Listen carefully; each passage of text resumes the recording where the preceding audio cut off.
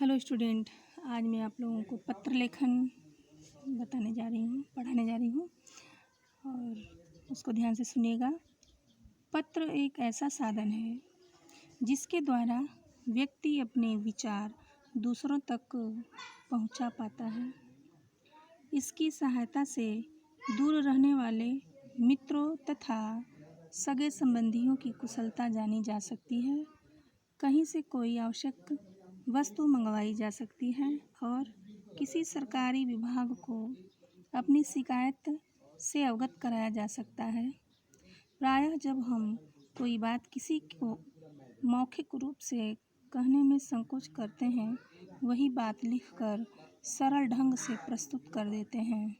यदि लिखकर विचार प्रस्तुत करने की हमारी भाषा व शैली प्रभावपूर्ण है, तो पत्र का प्रभाव भी उपयुक्त रूप से पड़ता है।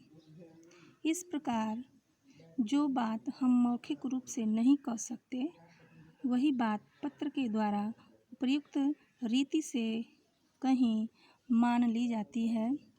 पत्र लिखते समय निम्नलिखित बातों को ध्यान में रखना चाहिए। पहला है, पत्र लिखने से पूर्व यह निश्चित कर लेना चाहिए कि पत्र किसे लिखना है और उसमें क्या लिखा जाना है। दूसरा है,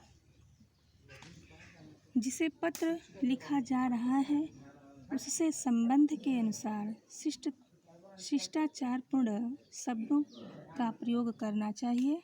तीसरा है, पत्र की भाषा सरल, सरस तथा रोचक होनी चाहिए। चौथा है, पत्र में व्यर्थ की बातें नहीं लिखी जानी चाहिए। इनसे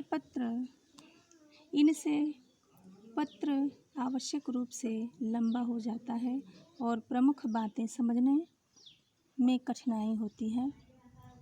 पांचवा है, पत्र में अशिष्ट अथवा अभिमानपूर्ण शब्दों का प्रयोग नहीं करना चाहिए।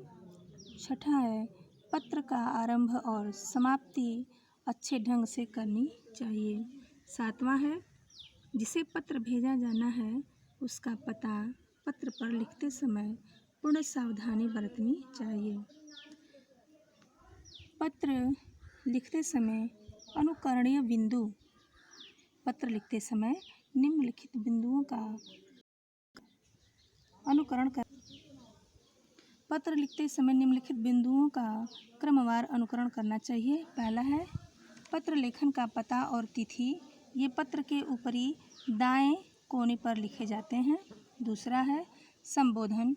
जिसे पत्र लिखा जाता है उसके लिए जो संबोधन लिखा जाना हो उसे पते और तिथि से कुछ नीचे बाईं ओर लिखा जाता है।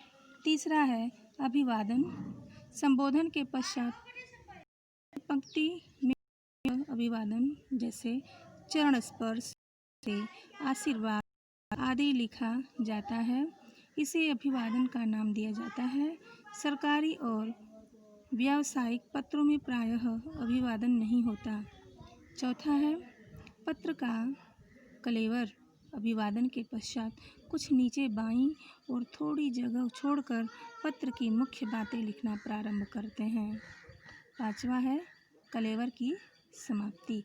पत्र के कलेवर की समाप्ति शेष फिर धन्यवाद सहित आदि शब्दों के साथ की जाती है। छठवां है, हस्ताक्षर पूर्ण युक्त शब्दावली।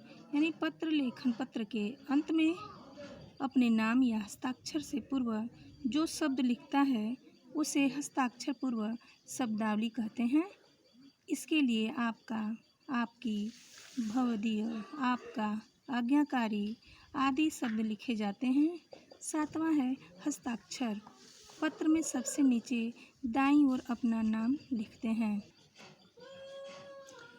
पत्र लेखन,